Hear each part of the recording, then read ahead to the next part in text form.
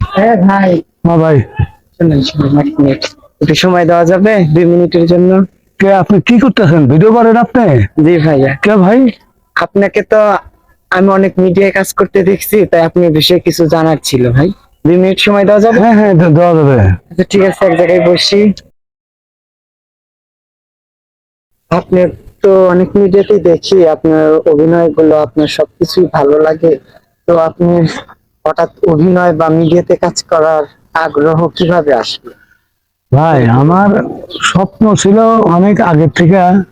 আমার যখন প্রথম বউ ছিল না, তখন আমি মাঝে মধ্যে বলতাম যে আমি টিপির পর্দায় জানো, কিন্তু আমার এক শালা বাবা আছে, উনি মাঝে মধ্যে বলতো টিপির পর্দায় তো দেখা যাবে না, টিপির পিছনে দেখা যাবে। তা আমি বলছি যে 2 দিন আগে হোক আর পরে হোক আমি মিডিয়ায় কাজ করব। হয়তো আরো আগে লিখতে পারতাম, যদি লেখাপড়াটা থাকতো তাহলে আমি চেষ্টা করতাম এফডিসির আশেপাশে ঘোরাঘুরি করতাম। কিন্তু লেখাপড়া না থাকার কারণের জন্য আমি অনেক পিছিয়ে আছি, যা আমার দ্বারা এগুলো সম্ভব না। কারণ আমি যদি অভিনয় করতে পারি তাহলে আমার তো ওই বিষয় আমি অনেক শর্টে আছি। তে যখন ইউটিউব চ্যানেল নামছে তখন আমার মনে হলো কি, ওই যে আমাদের এক শালার একটা আছে শাহিন নাম, উনি আমার মোবাইল নিয়ে টিকটক দেখতো। তা আমি বললাম যে এইগুলো একটা জিনিস হইলো, দেখার জিনিস। ধরো আমার ফোনটা নিয়ে তুমি খালি ডিস্টার্ব করো। পরে একদিন আমার এই টিকটক শিখাইলো, আমি দেখলাম। এই যে সেদিন থেকে মনে ভিতরে ঢুকে বললো। আর টিকটক থেকে শুরু হইলো, ফেসবুক থেকে ইউটিউব চ্যানেল, আবার এক জায়গায় ইন্টারভিউ দিতে যাও, সেখানেও আমি পারছি। এই যে তখন থেকে আমি মিডিয়ায় কাজ করার চেষ্টা করি, করার পর তখন ওই মনের আশাটা পূর্ণ হয়েছে। তা আমার বই করছি মাঝে মধ্যে যে 2018 সালে দেখাই যাবে টিভিতে আমার।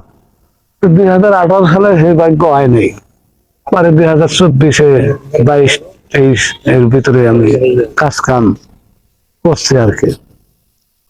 তখন এই যখন অনেক বিভিন্ন জায়গায় একটু সে পর্যন্ত আল্লাহ রহমত না, এই যে ওই পর্যন্ত গেছি, আমার মনের আশাটা পূর্ণ হয়েছে। আমি টাকা পাই বা না পাই সেটা বড় কথা না, কিন্তু আমার ধান্দা আমি মানুষকে দেখানো এবং আমার নিজের লোকেদের, যারা আপনাকে হেলা অবহেলা হ্যাঁ, করতো, যারা আমাকে নিয়ে ইনসাল উপহাস করতো, তাদেরকে বোঝানোর জন্য আজ আমি এই মিডিয়ায় জগতে কাজ করি, জিদের উপর জিদের উপরে।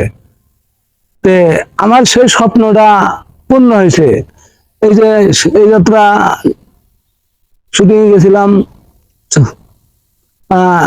কোথায় পুলিশের ক্যারেক্টার করতে পারবা, বলে যেগুলো পারবো, শিখাই দিলে বুঝাই দিলে পারবো ইনশাল্লাহ। সেই স্বপ্নটাও আমার পূরণ হয়েছে। যে স্বপ্ন আমি ভাবছি যে পুলিশের পোশাক পরবো, একদিন নিজেকে গর্ব মনে করব।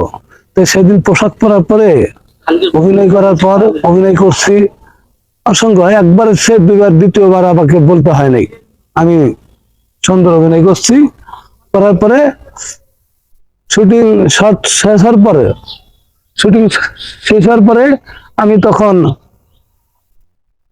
পোশাক পরে বিভিন্ন যত বন্ধু বান্ধব ভাই ব্রাদার যারা আসছিল তাদের সাথে ফোনে কথা বলছি। হ্যাঁ, হ্যাঁ, মনের স্বপ্ন পূরণ হয়েছে।